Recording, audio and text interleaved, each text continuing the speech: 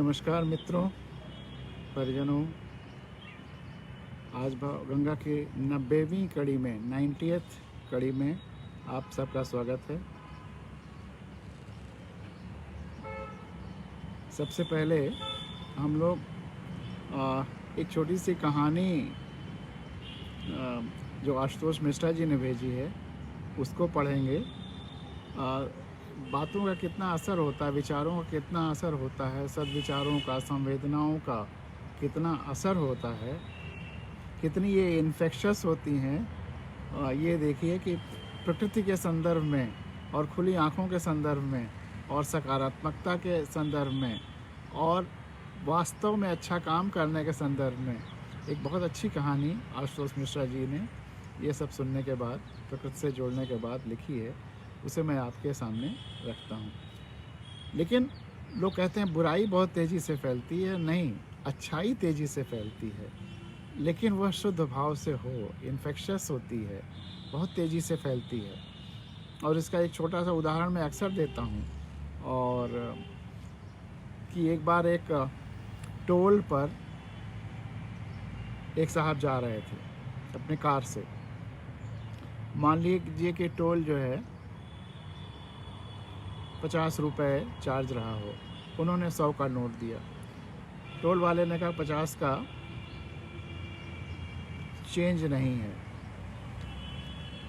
क्या आपको 50 रुपये की टॉफ़ी दे दूं? वो टॉफ़ियाँ रखे रहते हैं और जहाँ चेंज नहीं रहता है तो टॉफ़ियाँ दे देते हैं। तो 50 रुपये की टॉफ़ी दे दूं? तो उन्होंने कहा नहीं, मैं टॉफ़ी लेके क्या करूँगा। ऐसा करना कि जो 50 बच रहा है, ये पीछे वाली जो गाड़ी है इसका टोल ले लेना। अब वो चले गए। जब पीछे वाले ने टोल पे नंबर आया, वो उन्होंने उसको 50 रुपये देने के लिए बढ़ाया, तो उनका नहीं, आपको देने की ज़रूरत नहीं है, आपका टोल आगे वाले साहब दे के चले गए। तो उस आदमी ने ये नहीं कहा कि ठीक है तो मैं जाता हूँ। उसने कहा मेरा ये पैसा तो ले लो, तुम पीछे वाले का टोल ले लेना इसी से। इस तरह से उस दिन भर उस टोल बूथ पर सब लोगों ने अपने पीछे वाले का टोल दिया। ये होती है अच्छाई। आदमी बदलता है, उसका कॉन्शियसनेस क्लिक करता है, समय लग सकता है, लेकिन अच्छाई बहुत इन्फेक्शस होती है, फैलती है, तेज़ी से फैलती है। तो हम लोग सबसे पहले आशुतोष जी की वो कहानी पढ़ेंगे और उसके बाद फिर जो हाइकुओं पर चर्चा कर रहे थे, कुछ अन्य हाइकुओं पर आज चर्चा करेंगे।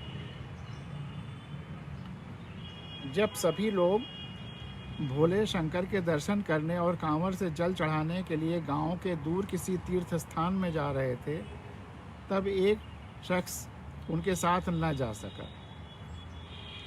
उसको कुछ तकलीफ़ थी जिसकी वजह से वो नहीं जा सका और गांव में लगे हुए तमाम पेड़ पौधों को पानी ही डालता रहा और गांव में लगे हुए तमाम जो पेड़ पौधे थे उनको पानी डालता रहा। अपनी कांवर में जल लिए विगत वर्ष तक न जाने कितनी ही दफ़ा उसने भोले बाबा के पवित्र धाम की यात्राएं की थीं। सारे गांव के लोग जब कांवर यात्रा से लौटे तो उसे यह सब करता देखकर बहुत आश्चर्यचकित थे, हतप्रभ थे। और उनमें से एक ने पूछा, कौतूहलवश पूछ ही लिया कि भाई तुम ये क्या कर रहे हो। किसी ने चुटकी लेते हुए कहा कि काश तुम भी हमारी तरह भोले बाबा के दर्शन कर पाते, पर सबकी अपनी अपनी किस्मत है। तुम्हारे नसीब में तो इन मूक, पंगु, गूंगे, बहरे, पंगु पौधों को पानी डालना ही है। खैर, अपना अपना नसीब है भाई। ईश्वर की कृपा से ही सब मिलता है। हम सबको बाबा की कृपा और आशीर्वाद और अपार सुकून मिला और तुम पेड़ पौधों को पानी ही देते रह गए। किसी तीसरे ने दोनों की बात के बीच में व्यंग्यात्मक अंदाज में कहा। उन सब की बातों को सुनकर वो आदमी मंद मंद मुस्कुराने लगा और मुस्कुराते हुए पेड़ों को, उनकी जड़ों को पूर्ववत पहले की तरह पानी अपना जैसा पहले डाल रहा था डालता रहा। उसकी मुस्कुराहट देख किसी ने मुस्कुराने का सबब पूछा, कारण पूछा, तो उसने कहा आप सबको कितना सुकून मिला है ये तो मैं नहीं जानता। आप सबको कितना सुकून मिला है ये तो मैं नहीं जानता, लेकिन मुझे इन दिनों जीवन में पहली बार अनुभूति हुई, जो अनुभूति हुई तो उससे पहले वो कभी नहीं हुई थी। सभी हैरान थे, भाई ऐसी क्या बात हो गई जो तुम्हें ऐसी दिव्य अनुभूति प्राप्त हुई। तो उसने कहा, भाइयों, मेरे पैरों में तकलीफ़ थी, मैं भोले बाबा के दर्शन करने नहीं जा पाया और बिस्तर पर लेटे लेटे आंख बंद करके मैं भोलेनाथ का ध्यान कर रहा था। तभी मुझे ऐसा लगा कि स्वयं भोलेनाथ मेरे सपने में आए और कांवर से जल चढ़ाने की जगह अपने चारों तरफ जितने भी पेड़ पौधे हैं उसमें अपनी कांवर का पानी डालने के लिए कहा कि जितने पेड़ पौधे हैं उसमें तुम अपने जैसे कांवर का जल ला के मुझे चढ़ाते, अब उन्हीं को चढ़ाते रहो, उन्हीं को देते रहो, उनमें अपनी कांवर का जल पानी डाल दे। हे भक्त, तू समझ लेना तूने मेरे दर्शन कर लिया और मुझे पानी मेरे ऊपर डाल दिया। पर मैं ये सोच रहा था कि आखिर बाबा ने मुझे स्वप्न देकर पेड़ों में पानी डालने के लिए कहा क्यों। मैं विचारों में खोया था, तभी मेरे दिमाग में कहीं से एक दिव्य प्रेरणा आई और मुझे एहसास कराया कि लोग जिस भोलेनाथ पर जल चढ़ाते हैं उस भोलेनाथ ने स्वयं जहर पीकर देवताओं के लिए अमृत छोड़ दिया था, विष पीकर देवताओं के लिए अमृत छोड़ दिया था। ये पेड़ भी तो वही करते हैं। ये हमारा जो विष है, कार्बन डाइऑक्साइड जो हम निकालते हैं और जो अमृत ऑक्सीजन लेते हैं, तो ये हमारा विष कार्बन डाइऑक्साइड का जहर खुद पीकर ऑक्सीजन देते हैं, अमृत देते हैं और उस जीवनदायिनी वायु से ही हमारे जीवन की रक्षा करके हमारे संबंधी, हमारे कॉम्प्लीमेंट्री, हमारे पूरक, हमारे संबंधी, हमारे जीवनदायक होने का फ़र्ज भी निभाते हैं। वो भोलेनाथ की मूर्ति, उनका स्वरूप बताता एक पत्थर तो हो सकता है, लेकिन भोलेनाथ हरगिज़ नहीं। भोलेनाथ तो असली यही हैं। भोलेनाथ वो पत्थर भोलेनाथ नहीं है, भोलेनाथ असली ये हैं।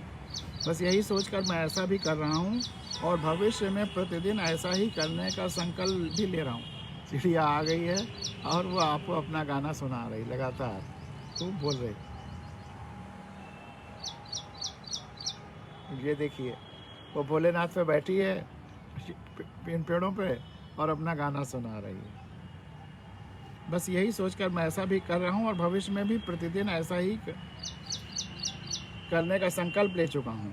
और अब मैं इन्हें ही अपना भोले शिव, अपना इष्ट, अपना बंधु बांधव, अपना सखा सब कुछ मानने लगा हूँ। उसके ये शब्द सुनते ही उसके आसपास तरह तरह के अंदाज से मस्करी करते लोगों के चेहरे पर आश्चर्य और चिंतन की रेखाएं साफ दिख रही थीं और उन्हें भी शायद समझ में आ रहा था कि भोले शिव की मूर्त को पूजने से बेहतर होगा कि साक्षात भोलेनाथ के जीवन स्वरूप को जल चढ़ाया जाए।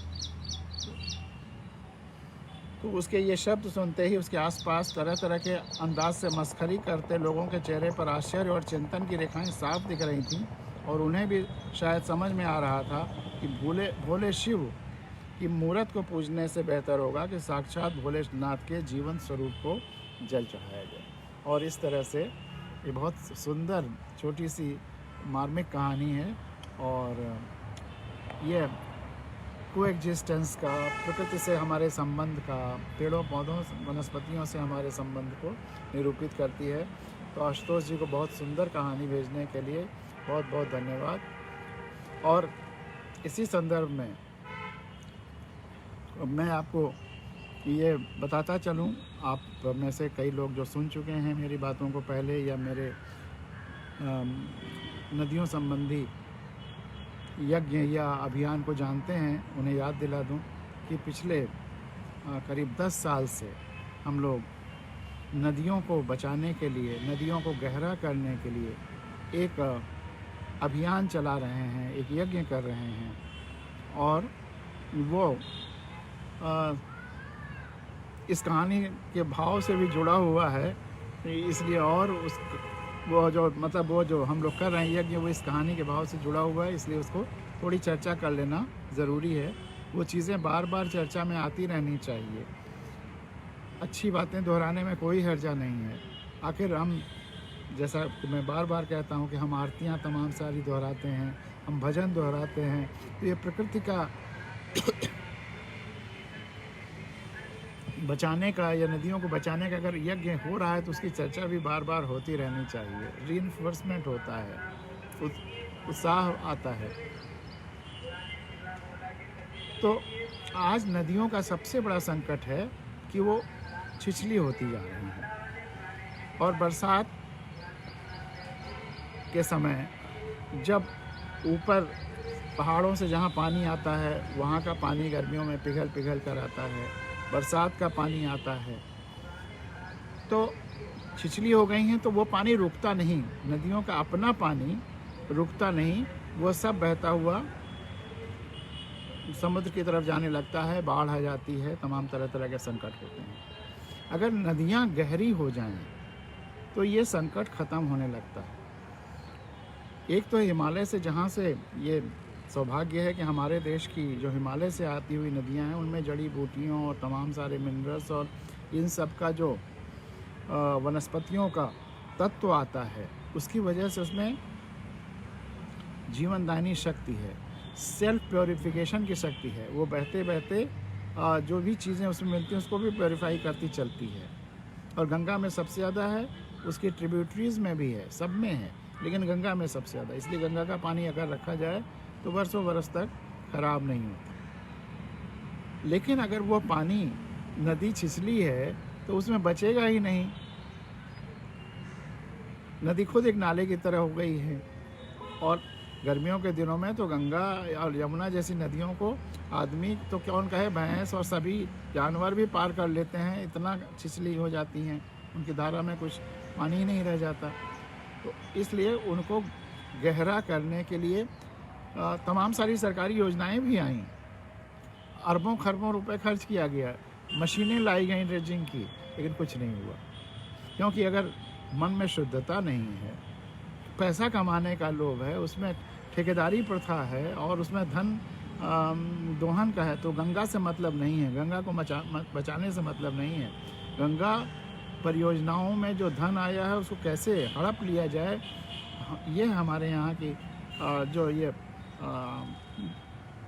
लोगों की बदनीयती है, लोगों का चरित्र का पतन है, उससे बचने के लिए उससे गंगा नहीं बच पाएगी। भ्रष्ट लोगों की परियोजनाओं से गंगा नहीं बच पाएगी। गंगा को बचाने के लिए हर आदमी को, या सभी नदियों को बचाने के लिए हर आदमी को शामिल होना पड़ेगा।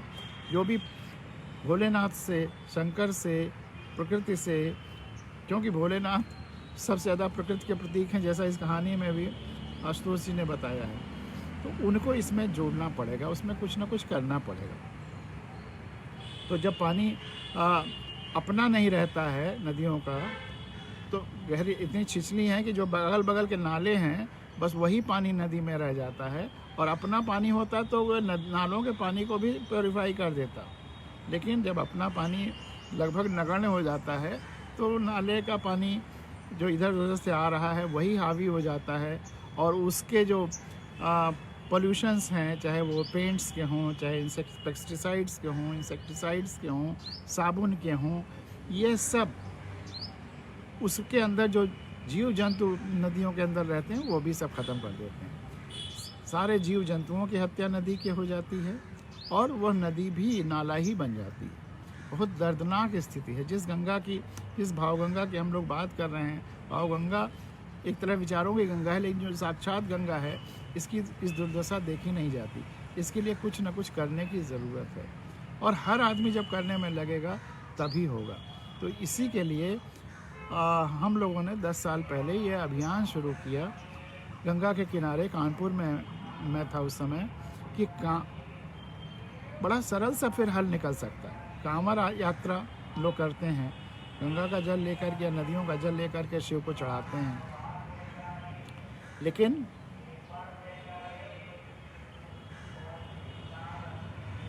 कांवर में दोनों बहंगे के, जो बहंगा लेकर चलते हैं, इसके दोनों कलश में अब पानी लेते हैं, शिव को चढ़ाते हैं। और ये चीज़ बहुत तेज़ी से, जैसे तमाम सारे त्यौहार और तेज़ी से फैले हैं, जैसे दुर्गा पूजा, गणेश पूजा, छठ, ये आज से 40-50 साल पहले इतना ज़्यादा इस रूप में प्रचारित नहीं था। तो कहाँ कहाँ तक छठ पूजा दिल्ली तक में होने लगी है, दुर्गा पूजाएं तो मोहल्ले मोहल्ले में होने लगी हैं, गणेश पूजा इतनी ज़्यादा फैल गई है। और इसी तरह से ये कांवड़ यात्राएं भी बहुत फैल गई हैं और इतनी ज़्यादा होने लगी हैं कि हरिद्वार से जल लेकर पंजाब और हरियाणा तक लोग जाते हैं। पूरा दिल्ली का राजमार्ग सब सारे बंद हो जाते हैं उस कांवड़ यात्रा की वजह से, या एक लेन चलता है।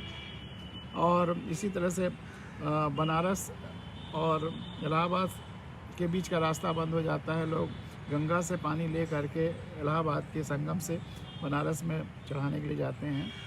तो कांवड़ यात्रियों की संख्या करोड़ों तक पहुंच रही है।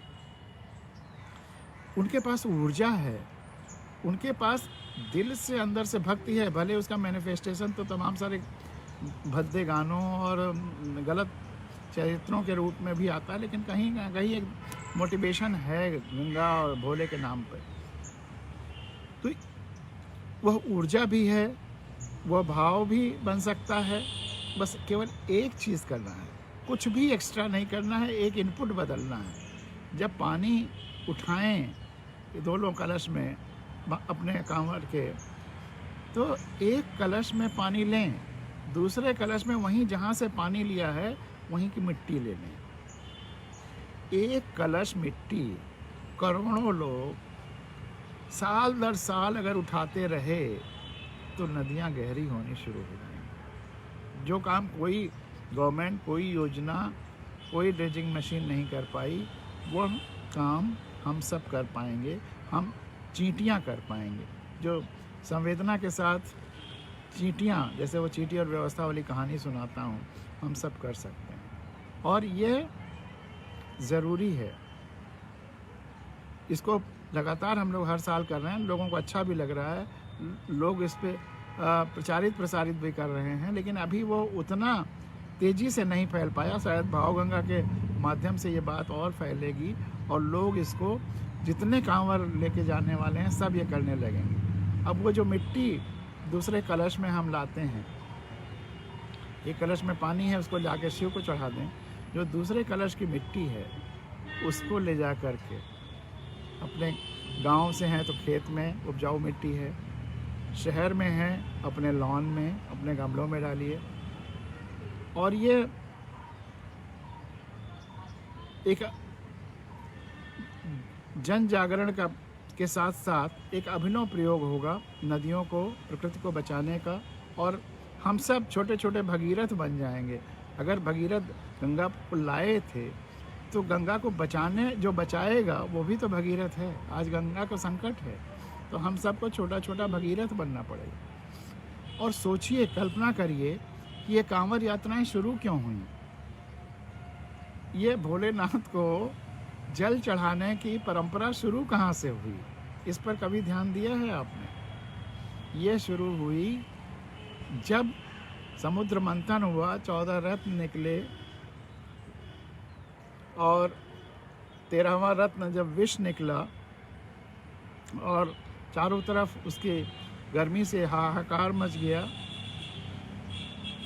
तो देवताओं ने शिव से प्रार्थना किया कि आप इसको ग्रहण कर लीजिए, आपके अलावा और कोई कर नहीं सकता है। शिव ने पी लिया और पीने के बाद इतना ज़्यादा गर्मी उनके शरीर पे हो गई, व्याप्त हो गई कि सब लोग घबरा गए। और जो जहाँ था वहीं से जल लेकर नदी से यहाँ वहाँ तुरंत शिव के तरफ भागा और शिव को जल चढ़ाने लगा, शिव की गर्मी शांत करने के लिए। आज शिव ने उस विष को शांतिपूर्वक अपने गले में धारण कर लिया है। अब शिव सामान्य हैं, शिव को वो गर्मी नहीं महसूस हो रही है। अब वो उनका एक पहचान हो गई है, वो नीला निशान, उससे ज़्यादा कुछ नहीं है। विष अपनी जगह पे वहीं पे पड़ा हुआ है, कोई उसका दुष्प्रभाव नहीं है, शिव मस्त हैं, शिव शांत हैं। लेकिन आज शिव तो विष से प्रभावित नहीं हैं, हमारी नदियां विष से प्रभावित हैं। चारों तरफ से जो विष नालों का और तरह तरह का जा रहा है, उसकी वजह से नदियां, हम मूर्तियां, गणेश मूर्तियां, लक्ष्मी मूर्तियां, दुर्गा मूर्तियां ये बनाते हैं और जाकर नदियों में विसर्जित कर देते हैं। उनका पेंट विषैला होता है। इसके अलावा पेस्टिसाइड्स और तमाम सारी फैक्ट्रियों का वेस्ट वो विषैला होता है, इंसेक्टिसाइड्स, वो सब नदियों में जाता है। और जिसकी वजह से नदियाँ इतना ज़्यादा विष हो जाता है कि नदियों के अंदर के जीव, क्या कौन कौन से जीव हुआ करते थे, सब खत्म हो गए लगभग। शायद ही कहीं कोई बचता हो। नदियों की ये हालत है। और गर्मियों में तो जब पानी बहुत कम हो जाता है और विष ही विष रह जाता है, तो हमारी नदियाँ विष से पीड़ित हैं, त्रस्त हैं, गुहार लगा रही हैं कि हमें बचाओ, हमें बचाओ। उसके जीव जंतु, कितनी हिंसा हो गई है। तो आज नदियाँ विष से प्रभावित हैं।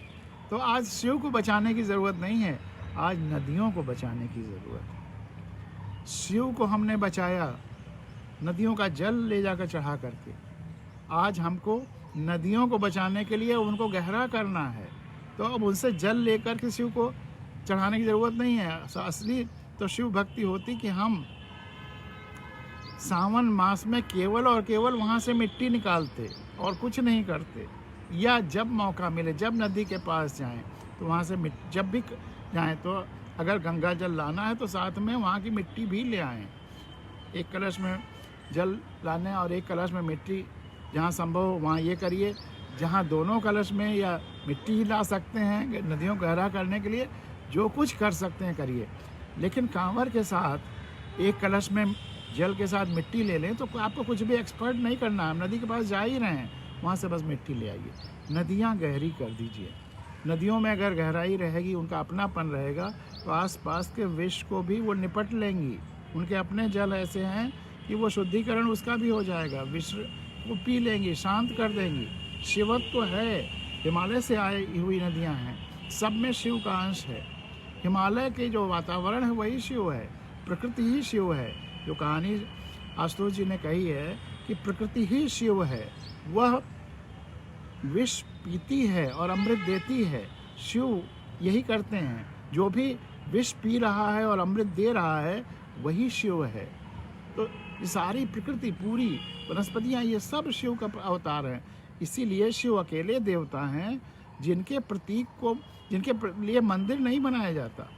अगर उनको प्रतीक के रूप में पूजना है तो जानते हैं कैसे पूजते हैं। एक तो पेड़ के नीचे कहीं रख दिया जाता है, और पत्थर के शिव नहीं बनाए जाते, मिट्टी के शिव बनाए जाते हैं। पार्थिव पूजन किया जाता है। अधिक मास में जहाँ शिव के पूजा की जाती महीने भर, वहाँ मिट्टी के बनाए जाते हैं। प्रकृति के साथ सामंजस्य के देवता हैं शिव। शिव की मूर्तियाँ तो ये अनायास लोग बना रहे हैं। शिव की मूर्तियाँ बस मिट्टी की और मिट्टी जैसी होनी चाहिए। और ये पानी और मिट्टी दोनों का लेके आना जाना, ये कोई नई बात नहीं है। जब मैंने अपने 12 साल पहले ये अभियान शुरू करने के बाद दक्षिण भारत में इसकी चर्चा की, तो लोगों ने मुझे एक श्लोक बताया था। वो श्लोक उस समय मैंने अपनी डायरियों में लिखा था। उस श्लोक तो मुझे याद नहीं है, लेकिन वो श्लोक का अर्थ ये था कि जब भी कोई दो तरह के संगम हमारे बीच में हैं, एक कन्याकुमारी में है 3 समुद्रों का संगम, हिंद महासागर, बंगाल की खाड़ी और अरब सागर, बे ऑफ बंगाल, हिंद महासागर और अरेबियन सागर। ये तीनों समुद्रों का संगम कन्याकुमारी में है। यहाँ तीनों समुद्रों की रेत अलग अलग रंग की इकट्ठी होती है। जैसे गंगा में, जहाँ इलाहाबाद में जहाँ संगम होता है, तो गंगा और यमुना दोनों का पानी अलग अलग रंग का है, साफ दिखता है कि यहाँ संगम हो रहा है। वैसे ही कन्याकुमारी में तीन रंग के रेत, बंगाल की खाड़ी का रेत दूसरी तरह का है, हिंद महासागर का रेत दूसरी तरह का है, और वो ज्वारभाटा आता है तो रेत बाहर आती थोड़ी, और हिंद महासागर और ये अरब सागर का रेत दूसरे कलर का, तीन तरह के रेत वहाँ मिलते हैं। तो वो त्रिवेणी, त्रिसंगम समुद्रों का, वो रेत एक कलश में लेकर के प्रयाग आना सबसे पुण्य का काम माना जाता है। उनके जीवन का, दक्षिण भारत में लोगों के जीवन का एक सपना रहता है कि यह जहाँ तीन समुद्र मिलते हैं वहाँ का रेत लेकर के जाकर के संगम में दे दें। लेकिन अकेला यही नहीं, इसका दूसरा हिस्सा है कि संगम से एक कलश पानी लेकर के उसी कलश में पानी लेकर के चले जाएं। तो रेत और पानी की आवाजाही बहुत पहले से है, तो इसलिए हर आदमी अगर जब भी नदी के पास जाए वहाँ से एक कलश, अगर जल लाना है तो लाए ही, लेकिन एक कलश मिट्टी ज़रूर लाए, हर हाल में लाए, और उसको जहाँ भी इस्तेमाल करना चाहे वहाँ करें। ये महायज्ञ जिस दिन 130 करोड़ लोग करने लगेंगे, हमारे देश की नदियाँ शुद्ध होंगी। और भावगंगा की इन विचारों का अगर जन जन तक आप प्रचार प्रसार कर दें, नदियाँ हमारी बच जाएं, तो भावगंगा का सबसे बड़ा मतलब सार्थक हो जाएगी, अगर भावगंगा वास्तव में अपनी ज़मीनी गंगा माँ को बचा सके। उस दिन मैंने अभी कल वाले भावगंगा में चर्चा किया था कि जब मैंने वो कहा था चेन्नई के कवि सम्मेलन का चर्चा किया था कि वहाँ मैंने वो कविता पढ़ी, ये कहते हुए कि बहुत बड़े शायर ने एक गज़ल लिखी है कि लम्हों ने ख़ता की है, सदियों ने सजा पाई है। लेकिन मुझे वो पूरा नहीं लगता, क्योंकि वो जो ख़ता हुई वो केवल एक लम्हे की नहीं ख़ता है, वो लंबे समय की ख़ता है। अगर एटम बम वहाँ गिराया गया जापान पे, तो उस एटम बम के बनने में और इस डिसीजन में कि एटम बम गिराया जाए, इस डिसीजन में कि लड़ाई की जाए, सेकेंड वर्ल्ड वॉर की नौबत आए, उसमें जितने लोग लगे थे और जितने समय से सब के सब ख़ता कर रहे थे, पूरा समय 50-100 साल, तो ऐसा नहीं है कि लम्हों ने ही केवल ख़ता की। तो मैंने उसको लिखा कि सदियों ने ख़ताएँ की हैं, बदनाम लम्हे हो गए हैं। सदियों ने ख़ताएँ की हैं, बदनाम लम्हे हो गए हैं। हम लम्हों को दोष दे करके अपने को मुक्त भले कर लें, लेकिन अगर उस मानसिकता के हम भी आज भी पोषक हैं, तो हम भी वो ख़ता कर रहे हैं। अगर आज हमारे अंदर हिंसा की प्रवृत्ति है, लड़ाई की प्रवृत्ति है, हमारे अंदर प्रकृति को नष्ट करने की प्रवृत्ति है, असंवेदनशीलता है, तो हम भी वो ख़ता कर रहे हैं। तो इसलिए हमें हमेशा सावधान रहने की ज़रूरत है। हम एक लम्हे को ब्लेम करके अगर अपने को मुक्त करते हुए और मस्त हो गए और सोचा नहीं, तो फिर वही होगा जो हो रहा है। आज जो धरती का संकट है वो और गहराता चला जाएगा। तो हमको सदा जागरूक रहना पड़ेगा और उन खताओं से बचना पड़ेगा। ये मेरा जब अपने शेरों के साथ, गज़लों के साथ ये बातें ख़त्म करके जब मैं उठा अपनी जगह पर आने के लिए, तो मैंने देखा कि बहुत बुज़ुर्ग आदमी, ये भी सन 8-9 की बात है, 2008 बहुत बड़ा कवि सम्मेलन था। मतलब चेन्नई में इतने बड़े बड़े कवि सम्मेलन होते हैं, आप इमेजिन नहीं कर सकते हैं। और मैं जितने साल 4 साल रहा, तो चेन्नई बिल्कुल आपको इलाहाबाद या दिल्ली जैसा लगेगा, ऐसी हालत हो गई थी। ढेरों लोगों ने कहा कि मैं आपका शिष्य बनना चाहता हूँ, फ़ैन बनना चाहता हूँ। मैंने कहा कि नहीं, मैं केवल मित्र बनाता हूँ। तो लोगों ने गिरीश पांडे मित्र मंडल बना लिया, जिसमें 4-5 हज़ार लोग शामिल हो गए। तो जब मैं उठा तो एक बड़े बूढ़े आदमी ने आ करके मुझे गले से लगा लिया और कहा, पांडे जी वाह, क्या बात कही है। और मैं ही वो कवि हूँ, मैं ही वो शायर हूँ जिसकी वो गज़ल है कि लम्हों ने खता की है, सदियों ने सजा पाई है। चांस की बात, वो भी मौजूद थे, मुझे पता भी नहीं था। और उनका नाम था, कल मैं ढूंढ नहीं पाया था उनका, और क्योंकि एक ही बार मुलाकात हुई, फिर उसके बाद ये चर्चाओं में ये आ गया। तो उनका नाम था मुज़फ़्फ़र रज़मी साहब। मुज़फ़्फ़र रज़मी साहब बहुत मशहूर शायर रहे हैं।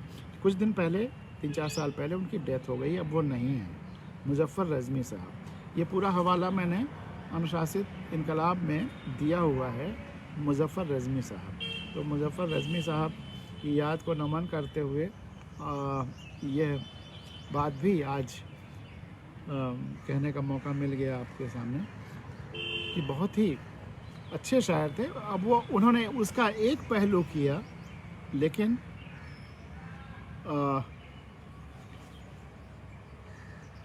लम्हों ने ख़ता की है, सदियों ने सजा पाई है। एक बात तो सही है कि जो भी हम करते हैं, जिस लम्हे में हम कुछ करते हैं, उसकी सज़ा सदियां पाती हैं।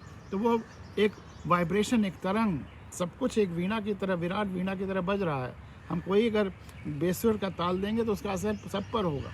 तो हमारे हर काम का प्रभाव पड़ रहा है, हर क्षण हम जो काम कर रहे हैं उसका प्रभाव पड़ रहा है, वो तो उन्होंने सही बताया। लेकिन जो खता भी, जिस बड़ी खताओं की बात होती है, वो भी केवल एक लम्हे की नहीं है, वो सदियों की है। तो ये थोड़ा सा और उनके सोच को विस्तार देने की बात थी। फिर बहुत ही आनंद आया था उस दिन, उसका सम्मेलन के बाद उनसे मिल करके। एक दिन हम लोग साथ रहे, उसके बाद फिर उनसे बात नहीं हुई, मेरा ट्रांसफ़र होता रहा, घूमते घामते रहे। और वो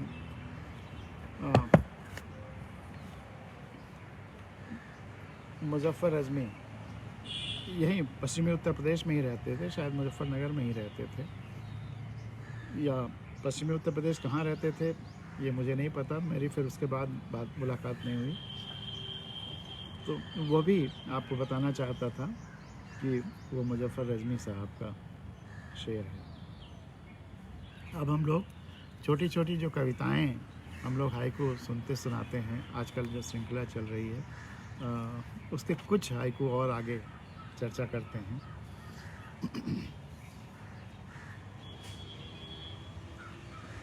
हम लोग कल वहाँ तक पहुँचे थे कि सदियों ने ख़ताएँ की हैं, बदनाम लम्हे हो गए हैं। इसी पर वही चर्चा का विराम ही हुआ था। अगला हाइकू देखिए कैसे, आप गांव में जाइए, एकदम आदिवासी क्षेत्रों में जाइए, 5-6 साल तक बच्चे नंगे घूमते हैं। आप गांव में जाइए, 1-2 साल तक, अगर मौसम गर्मी का है तो बच्चे नंगे घूमेंगे, लड़का हो लड़की हो। हम लोग भी 1-2 साल तक ऐसे ही घूमे थे गाँव में।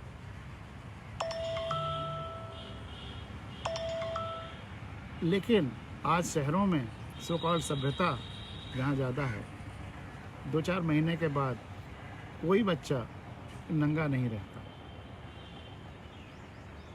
और अमेरिका वगैरह मैंने देखा कि वो एक दिन भी बिना डायपर के नहीं रहेगा और बिना चड्डी के नहीं रहेगा, नंगा नहीं रहेगा, एक दिन भी। तो जहाँ जहाँ जितनी ज़्यादा प्रॉस्पेरिटी है, सो कॉल्ड आजकल के संदर्भ में प्रॉस्पेरिटी है, उसका क्या असर होता है, उसको कैसे पहचाना जा सकता है, एक छोटी सी हाइकू में देखिए। गरीबी का असर, गरीबी का असर, बच्चे थोड़ा बड़े होने तक रह सकते हैं नंगे। गरीबी का असर, बच्चे थोड़ा बड़े होने तक रह सकते हैं नंगे। और अमीरी का असर कि लोग बड़े होने पर भी रह सकते हैं कम कपड़ों में। तो गरीबी का असर, ये बाद वाला तो मैंने यूं ही जोड़ दिया, क्योंकि जो बहुत सिविलाइज लोग हैं वो कितना कम से कम कपड़ा पहनते हैं, ये तो आप देख ही रहे होंगे टीवी पर, इधर उधर एडवर्टीजमेंट्स में और अदरवाइज़ भी समाज में। तो गरीबी का असर, बच्चे थोड़ा बड़े होने तक रह सकते हैं नंगे, और इसका कंट्रास्ट भी। अगली हाइकू है, ताजगी का अर्थ जुड़ाव और लगाव। ताजगी का अर्थ जुड़ाव और लगाव। असीमित भी, असीमित से भी। हवा वही ताजी है जो सबसे जुड़ी हुई है। हम कमरे में बैठे हैं, चारों तरफ कमरा बंद है, तो वह हवा ताजी नहीं रहेगी। फिर चिड़िया आ गई है, उस ताजगी का संदेश देने के लिए आई, सबसे हमेशा जुड़ी रहती है खुले आकाश में। वो अपना खुश हो गई है कि ताजगी का अर्थ सबसे जुड़ाव है, तो मैं कितनी ताजी हूँ। वो अपनी ताजगी का संदेश दे रही है। पता नहीं कितनी चिड़िया आ जाती हैं जब ये बातचीत होती है। इन सबों को भावगंगा में क्यों इतना रस आता है, समझ में नहीं आता। ये देखिए, डिटो कर रही, समर्थन कर रही। जिस दिन जीवोक्रेसी आ जाएगी, इन पेड़ों पौधों वनस्पतियों को भी वोट देने का हक मिल जाएगा, उस दिन तो समाज एकदम बदल जाएगा। डेमोक्रेसी की सारी कमियां दूर हो जाएंगी। कंपटीशन हो रहा है।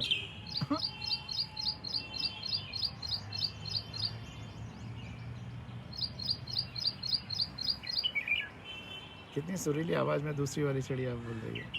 ये देखिए, कोई उड़ती नहीं है, मतलब चिड़िया भावगंगा सुन रही हैं। अब इससे अच्छा और क्या।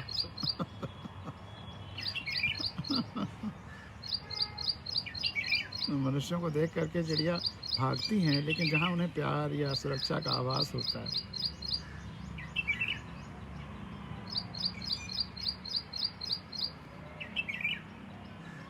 ताजगी का अर्थ जुड़ाव और लगाव। असीमित भी, असीमित से भी। तो वो तो जो सबसे जुड़ा हुआ है वह हवा ताजी है। जो पानी सबसे जुड़ा हुआ है, प्रवाह में है, वो पानी में ताजगी आ जाती है। जो सबसे जुड़ा हुआ है वैचारिक रूप से, संवेदनात्मक रूप से, उसके विचारों में ताजगी आ जाती है, उसके भावनाओं में ताजगी आ जाती है, उसकी बातों में ताजगी आ जाती है। तो ताजगी और कुछ नहीं है, सबसे जुड़ाव, अनंत जुड़ाव, अनंत संवेदना, अनंत प्रवाह, यही ताजगी है। ताजगी का और कोई अर्थ नहीं है। तो ताजगी का अर्थ जुड़ाव और लगाव, असीमित भी, असीमित से भी। ताजगी का अर्थ जुड़ाव और लगाव, असीमित भी, असीमित से भी।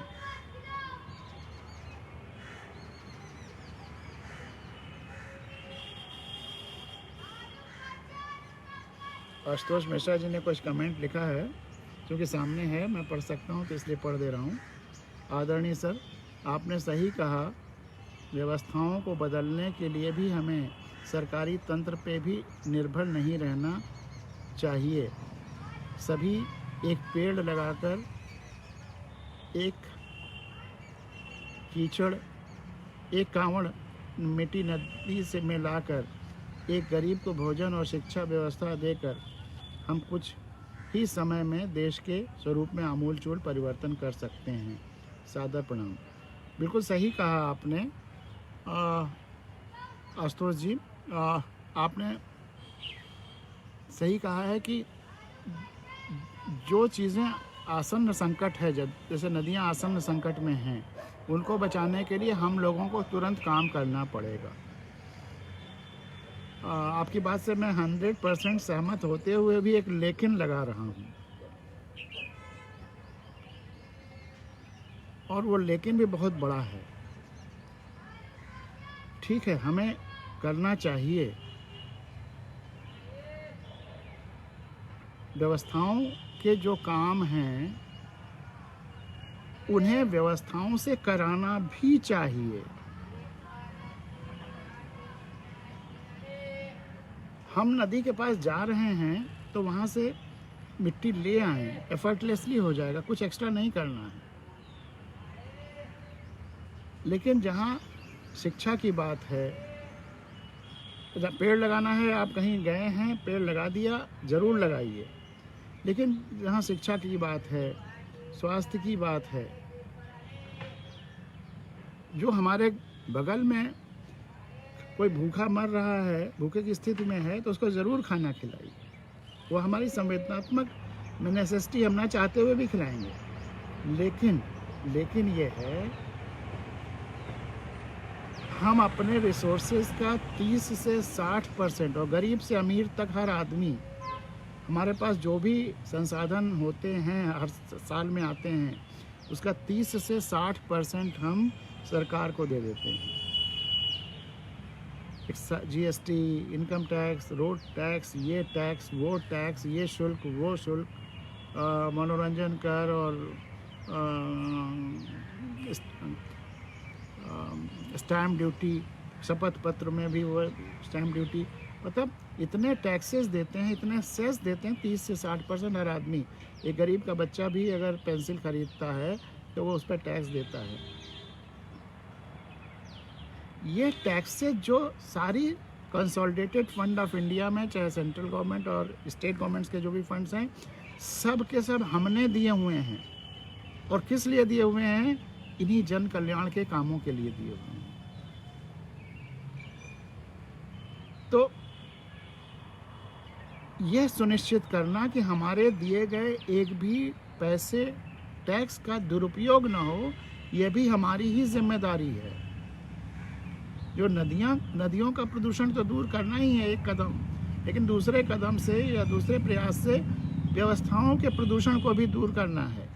कि हमारे दिए गए व्यवस्था में आज सबसे बड़ा प्रदूषण यही है कि हमारे दिए गए टैक्सेस का 90% दुरुपयोग हो रहा है। राजीव गांधी कह गए थे कि 14% काम का होता है, 86% खा जाते हैं सब। आज स्थितियाँ और बुरी हो गई हैं, 90% खा जाते हैं, 10% भी काम नहीं होता ठीक से। और जो काम भी होता है, जिसको मिलना चाहिए उसको नहीं मिलता, जिसको नहीं मिलना चाहिए वो मिलता है। तो व्यवस्थाओं के प्रदूषण को दूर करने के लिए भी वही, जब बहुत सारी चीज़ों में हमको एक साथ काम करना पड़ता है। जैसे तैरते हैं तो बायां हाथ भी चलाना है, दायां भी चलाना है। तो अगर एक हाथ से हम पर्यावरण की और जो वाकई विक्टिम हैं उनकी रक्षा करने में लगें, तो दूसरे हाथ से हमको व्यवस्थाओं को भी बचाना है। नहीं तो ये व्यवस्थाएं हमारे पर्यावरण को और नष्ट कर रही हैं, पेड़ों को कटवा रही हैं, क्या क्या कर रही हैं। और जो हम फंड्स उसको शिक्षा के लिए, जन कल्याण के लिए दे रहे हैं, उसका दुरुपयोग हो रहा है। तो इनसे इनका काम नहीं, हमारा ही काम, जिसके लिए हमने इनको प्रतिनिधि चुना है। सरकार हमेशा हमारी ही होती है। किसी पार्टी की सरकार, एक्स की सरकार, वाई की सरकार नहीं होती। सरकारें हमेशा हमारी होती हैं, जनता की सरकार होती है। हम अपने प्रतिनिधियों के माध्यम से सरकार चलाते हैं। लोकतंत्र में जब लोकतंत्रात्मक गणराज्य है तो सत्ता हमारे पास है, हम भारत के लोगों के पास है, जनता के पास है। तो जनता सरकार को अपना समझे, जो संसाधन देती है अपने प्रतिनिधियों के हवाले देती है कि तुम ठीक काम करो। अगर वो ठीक काम नहीं कर रहे हैं तो उनको बाहर करे, कभी गलत प्रतिनिधि को न भेजे। आज हम जिस तरह से जात के नाम पे, धर्म के नाम पे, भौकाल के नाम पे, जिताऊपन के नाम पे मीडिया में कोई अपने को भगवान घोषित कर रहा है, लगातार हमारे ही पैसे से अपना प्रचार कर रहा है सरकारी धन से।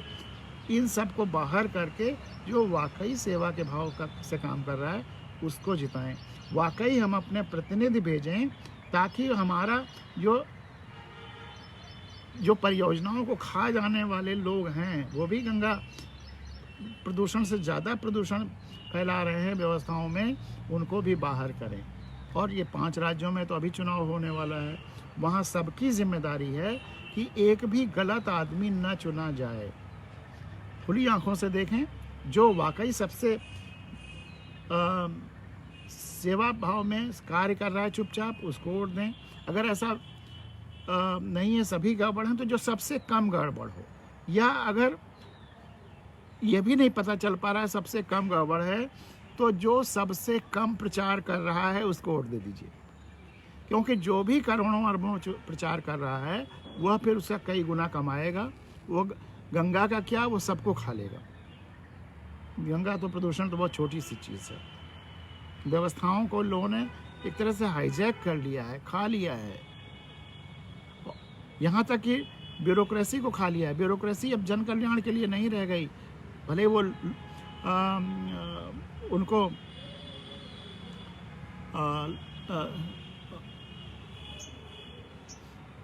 जुडिशरी, एग्जीक्यूटिव और ये तीनों सेवक जो हैं, तो एग्जीक्यूटिव्स जो हैं वह कार्यपालिका के लोग, वह लोक सेवक कहे जाते हैं, जनता के सेवक कहे जाते हैं। लोक सेवा के लिए उनका, इसीलिए संघ लोक सेवा आयोग द्वारा उनका चयन होता है। लेकिन वो सब के सब इन्हीं के चंगुल में आ गए हैं। नेताओं ने ट्रांसफ़र, पोस्टिंग, विजिलेंस इनके माध्यम से अपने कंट्रोल में कर लिया है। तो अब एग्जीक्यूटिव से कोई उम्मीद नहीं बची है। सुप्रीम कोर्ट या चीफ जस्टिसेस, इन लोगों से कुछ उम्मीदें हैं, लेकिन वो भी एक सीमा से ज़्यादा नहीं कर सकते हैं। तो अंत में इस पूरे लोकतंत्र का कस्टोडियन हम भारत के लोगों को ही बनना पड़ेगा। और हम कस्टोडियन अपनी शक्ति का प्रयोग केवल और केवल चुनाव के समय सही लोगों को जिता करके कर सकते हैं। अगर हम कोई आधार नहीं पाते, कभी ये चुन नहीं पाते कि कौन सबसे अच्छा है, हमें नहीं पता चल पाया, तो जो सबसे कम प्रचार कर रहा है उसी को वोट दे दीजिए। एक सिद्धांत बना लीजिए कि जो सबसे, आप पार्टी मत देखिए, पार्टियां तो एक दूसरी लोकतंत्र के हत्या करने वाली हैं। मतलब प्रतिनिधि आप अपना चुनते हैं और वहां बैठ करके वो पार्टियों के प्रतिनिधि बन जाते हैं, लोकतंत्र की हत्या हो जाती है। तो आप ये भी सोच सकते हैं किसी पार्टी को वोट नहीं देंगे, तभी यहाँ का लोकतंत्र बच जाएगा हमारे यहाँ का। या सबसे जो कम प्रचार कर रहा है उसको वोट दीजिए, क्योंकि जो कम प्रचार कर रहा है वो पैसा नहीं खर्च कर रहा है, तो जीतने के बाद भी वो कमाएगा नहीं। और ये भ्रम कि कुर्सी पर बैठने पर आदमी गड़बड़ हो जाता है, इसको भी भूल जाइए। जो गड़बड़ रहता है वही कुर्सी पर रहे या ना रहे, हमेशा गड़बड़ रहता है। तो इसलिए इस चुनाव में पांचों राज्यों में आशुतोष जी, मेरा आग्रह है कि ये बात दूर दूर तक फैलाइए सब लोग, और हम भी कोशिश कर ही रहे हैं रोज़ कि लोगों तक ये बात जाए कि जो सबसे अच्छा है, जो सबसे, जैसा राजेंद्र बाबू ने कहा था, जो सबसे अच्छा, चरित्रवान, ईमानदार, संवेदनशील हो, जो सेवा कर रहा हो, उसी को वोट दीजिए। और कुछ समझ में ना आए तो जो सबसे कम प्रचार कर रहा है उसको वोट दीजिए। लेकिन हम सरकारों को यूं ही नहीं छोड़ सकते कि सारा काम, मतलब हमने टैक्स भी दे दिया 30 से 60%, और उसके बाद सारा काम भी हम करें, यह कुछ ज़्यादा हो जाता है। जिसका जो काम है उससे वो काम कराएं भी, नदियों को भी शुद्ध करें और व्यवस्थाओं को भी शुद्ध करें। यह दोहरी जिम्मेदारी हमारी होनी चाहिए और होना है, और सबको मिल करके इसको करना है। तो यहाँ तक हम लोग आ गए कि ताजगी का अर्थ जुड़ाव और लगाव, असीमित भी, असीमित से भी। दर्द निशानी है जीवन की, मौत की पहचान नहीं। दर्द निशानी है जीवन की, मौत की पहचान नहीं। और दर्द कई तरह के होते हैं, शारीरिक दर्द, मानसिक दर्द। शारीरिक दर्द भी जीवन की निशानी है। हम जिंदा हैं इसीलिए दर्द महसूस होता है। हम खुशनसीब हैं कि हमें दर्द महसूस होता है क्योंकि हम जिंदा हैं। हम मर जाएंगे तो हमें दर्द नहीं महसूस होगा। और मानसिक दर्द, अगर मानसिक दर्द ही नहीं महसूस होता तो हम बिल्कुल भी जिंदा होते हुए भी जिंदा नहीं हैं। वही अगर से इतना संतोष आ गया कि चारों तरफ अत्याचार हो, अन्याय हो, और हम चुपचाप सुनते रहें, देखते रहें, कारवां गुजर गया, गुबार देखते रहें, केवल गुबार देखते रहें, तो ये भी कोई जीवन है? ये मौत है। तो दर्द ही निशानी है जीवन की, और चाहे भौतिक दर्द हो और चाहे मानसिक दर्द हो। अगर मानसिक दर्द हमें नहीं होता है अत्याचार, अनाचार, दुराचार देख करके, गड़बड़ सबड़ देख करके, तो फिर हमारे जीवन नहीं है फिर, क्योंकि दर्द निशानी है जीवन की। और ये दर्द दोनों तरह का, भौतिक भी, शरीर का भी और मानसिक भी। इसीलिए मैं कहता हूँ कि मुझे सार्थक बेचैनियों की तलाश है, कि जो गड़बड़ सबड़ देख करके बेचैन हों, कुछ करें। तो दर्द निशानी है जीवन की, मौत की पहचान नहीं। 3-4 हाइको सुनाकर बात आज यहाँ समाप्त करेंगे हम लोग। जब राम का अवतरण नहीं हुआ था, जब राम का अवतरण नहीं हुआ था, तब भी राम शब्द रहा होगा, क्योंकि राम नाम अगर रखा है तो कहीं से दशरथ ने या वशिष्ठ ने कहीं से लिया होगा, तो राम शब्द रहा होगा। तो जब राम का अवतरण नहीं हुआ था तब भी राम शब्द रहा होगा, तब उसका अर्थ क्या रहा होगा? जब राम का अवतरण नहीं हुआ था तब भी राम शब्द रहा होगा, तब उसका अर्थ क्या रहा होगा? ये आप सोचिएगा और फिर इस पर कभी चर्चा करेंगे विस्तार से। और ये हाइकू आपको विचित्र लग सकता है, लेकिन है सत्य।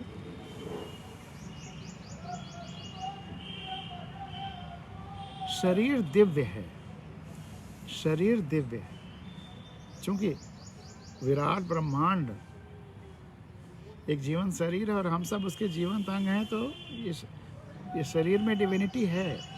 और उस डिविनिटी का एक आयाम देखिए, मतलब आप कितने खुश हो सकते हैं, खास करके हिंदुस्तान में रहने वाले लोग। शरीर दिव्य है और सारे ही मौसम, शरीर दिव्य है और सारे ही मौसम उस दिव्यता की करते रहते हैं परिक्रमा, और सारे ही मौसम उस दिव्यता की, डिविनिटी की करते रहे परिक्रमा।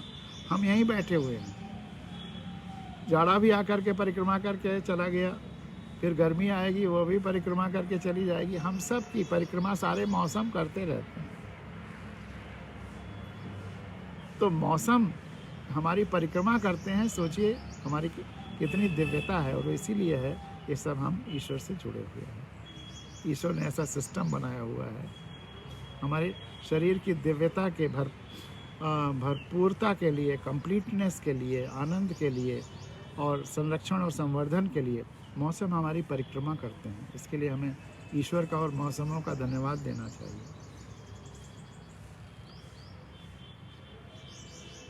और अंतिम ये हाइकू, जब तक हम एक हाथ दाएं और एक हाथ बाएं न चलाएं, जब तक हम एक हाथ बाएं और एक हाथ दाएं न चलाएं, हम तैर या आगे नहीं बढ़ सकते। हम जब तक एक हाथ बाएं एक हाथ दाएं न चलाएं, हम तैर नहीं सकते या आगे नहीं बढ़ सकते। तैरना तो जैसा कल मैंने बताया था, आशुतोष जी को बहुत उस पर आश्चर्य भी हुआ कि हम लेट जाएं तो तैरते रह सकते हैं, तो उस पर काफ़ी चर्चा भी हुई। लेकिन आगे बढ़ने के लिए फिर हमको एक हाथ बाएं और एक हाथ दाएं चलाना पड़ेगा, तभी हम आगे बढ़ पाएंगे। और ये एक हाथ बाएं एक हाथ दाएं चलाना है संतुलन का भी प्रतीक है। जीवन में अगर हमारे संतुलन नहीं है तो हम आगे नहीं बढ़ सकते हैं। तो जब तक हम एक हाथ दाएं एक हाथ बाएं न चलाएं तो हम आगे भी नहीं बढ़ सकते हैं या तैर भी नहीं सकते। तो ये बहुत, तो ये अभी मैंने और एक चीज़ पे ध्यान दिया, उस समय नहीं दिया था। आशुतोष जी ने लिखा था, तो भोजन और शिक्षा और व्यवस्था को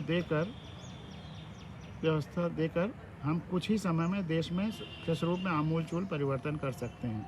आमूलचूल परिवर्तन करने के लिए हमें सही लोगों को वोट देना होगा, क्योंकि हम जितना भी अच्छा काम करें,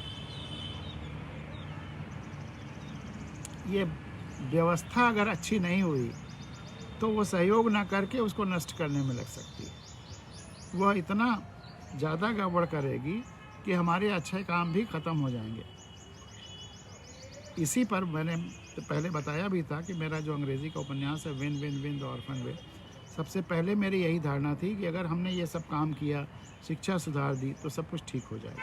लेकिन मैंने देखा कि हम लोगों ने एक्सपेरिमेंटल जो स्कूल्स खोले या तमाम लोगों ने जो अच्छे स्कूल्स खोले, तमाम सारे बुरे लोगों ने उसके मैनेजमेंट को ग्रैब करने की कोशिश की। कहीं कहीं सफल हो गए तो अच्छा प्रयोग समाप्त हो गया, और कहीं कहीं पर वो उसके मैनेजमेंट में आ गए और वहाँ सब गड़बड़ सड़बड़ करना शुरू किया।